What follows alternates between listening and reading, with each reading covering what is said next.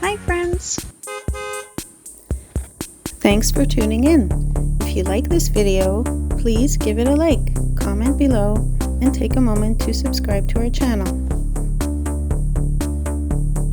Welcome to Kanis Road in Little Rock, Arkansas, a major east-west roadway in the western part of the city. It runs near Interstate 430 and connects residential areas with offices, shopping, and medical services.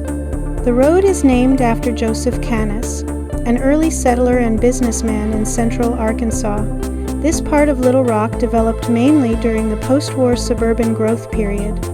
Kanis Road became known as a business corridor with auto dealers, retail centers, and service companies. Nearby is Kanis Park, one of the larger public parks on the west side of the city. The surrounding area includes apartments, single-family neighborhoods, and commercial plazas. Traffic here reflects daily commuting between West Little Rock and the city core. What you see today is a working urban roadway that supports business housing and everyday travel in Little Rock. Thank you for joining us on this drive along Kanis Road in Little Rock, Arkansas.